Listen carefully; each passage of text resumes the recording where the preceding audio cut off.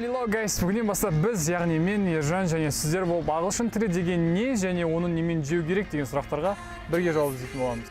Қиын болатын сияқты. Егер сіз көп саяхаттайтын болсаңыз, грамматиканы оқып шаршасаңыз, ағылшын тілін қанша жыл үйреніп жүріп, онда сөйлей алмасаңыз, әлемнің топ университеттерінде оқуға түсіңіз келсе, магистратураға түсіңіз келсе, онда бізбен бірге болыңыз. Біз сізге сөйлеуді үйретеміз және сіз көрмеген ағылшын тілімен таныстырамыз. Біздің негізгі мақсатымыз қарым-қатынас. Ал қарым-қатынас барлығымызға белгілі танысудан басталады. Танысу үшін бізге бүгін өте бір пайдалы тіркес көмектеседі. Ол I am тіркесі. Яғни I am Ержан. Бұл сіздің атыңыз. I am polite. Бұл сіздің қасиетіңіз.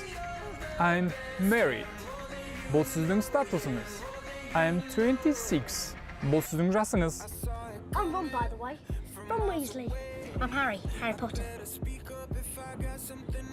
I'm from Kazakhstan.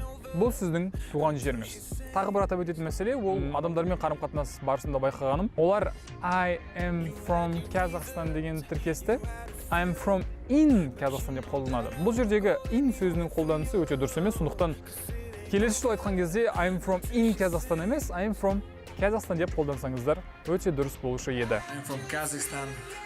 Ендеше бүгінгі I am тіркесі арқылы өзіңіз жайлы ақпаратты пікірге қалдырыңыз.